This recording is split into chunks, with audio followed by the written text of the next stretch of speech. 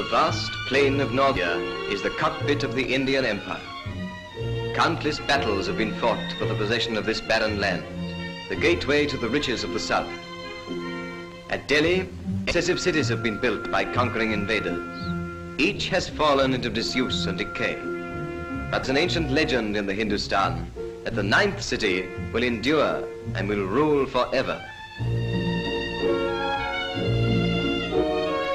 These cities of the early conquerors are now a huddle of impressive ruins. Not until the Emperor Babur swept down with the sword of Islam from the north did a foreign power become a force in Hindu India.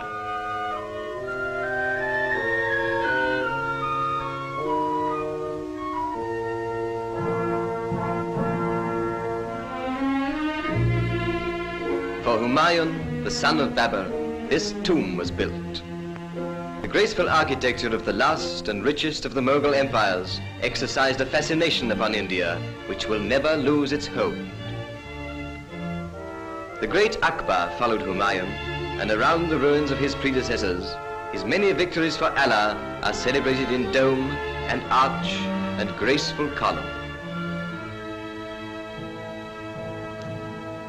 Here in this column is at once the loot of one great battle and the monument of yet another, a sacred pillar of the purest iron, wrought by some strange and undiscoverable method which has preserved it from the rust of centuries.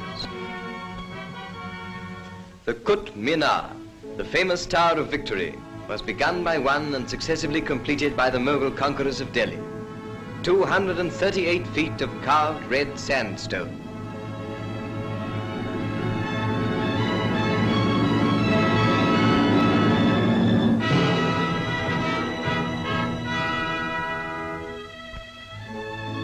The great mosque of the Mughals, the greatest in all India, center of the native city of Delhi of today, commemorates the vast Mohammedan invasion from Baluchistan.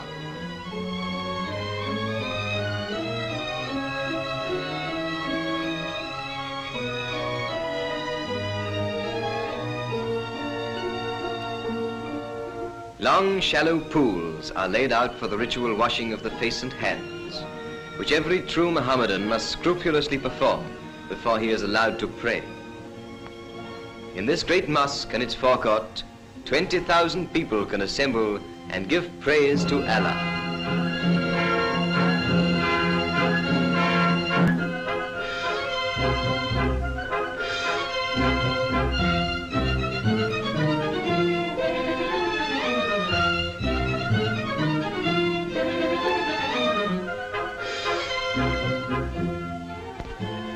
More beautiful but smaller is the Pearl Mosque, pinnacle of Mughal art in Delhi.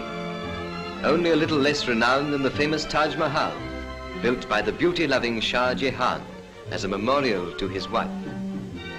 Pacified by the victorious wars of Akbar, Delhi and the Hindustan now entered upon the richest period of their ancient culture under Akbar's son, the royal Shah Jahan. The Delhi of that time, the era of the greatest Persian poets, became enchanted by the love of beauty for itself alone. The palace of Old Delhi was athrong with men and women of high caste. Such women as these adorned the palace gardens, the stamp of aristocracy upon their brows, the color of their robes ablaze against the dark green cypresses. Before it is put on, the Indian sari, the flowing robe of Indian women, is the most shapeless garment in the world. Each of them is nothing more than one straight length of silk, 10 yards long and some 2 or 3 feet wide. But interwoven with its threads of silver and gold, deep hemmed with solid precious metal, and fastened only on the right hip and on the left shoulder, it can be made to drape the figure in a manner to outmatch a Paris gown. The high caste Indian women wear upon their brows the blood-red mark, or puja of the Brahmins.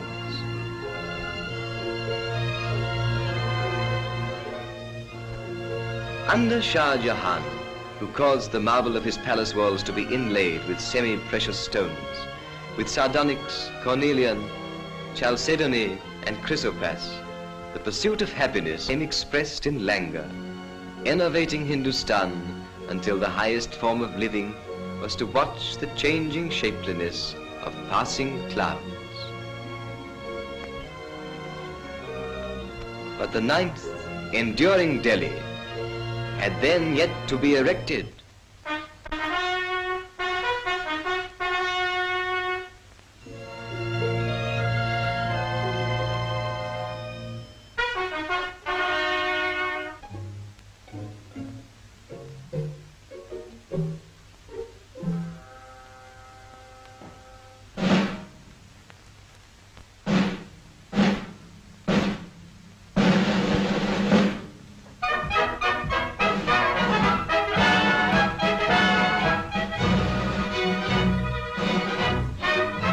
Under combined British and Indian rule, a new Delhi has arisen.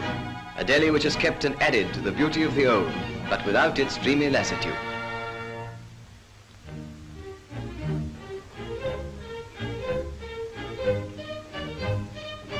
Connaught Place, the business centre of the modern Delhi, brings a new grace to the wilderness of northern India. The British, with their national love of lawns and flowers, have taught the Indians to lay out an entire with the beauty once confined to tombs and temples and to palace gardens.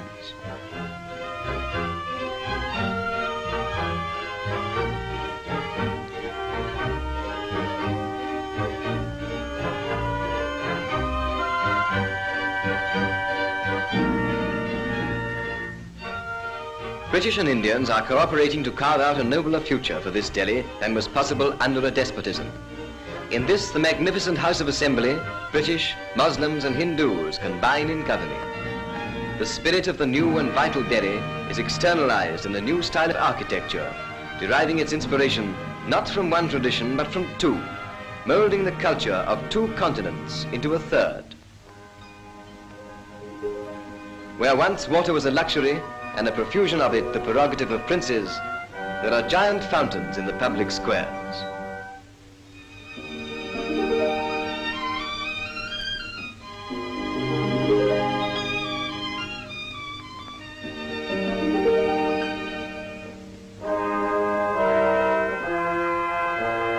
Neither Saracen nor British, the new Delhi is neo-Indian, retaining the motives of old Delhi and dignifying them with a new austerity. Yet the lilting grace that made the beautiful, the almost effeminate Pearl Mosque, has softened the austere geometry of modern architecture. The new Delhi is dynamic, but no less inspiring than the old.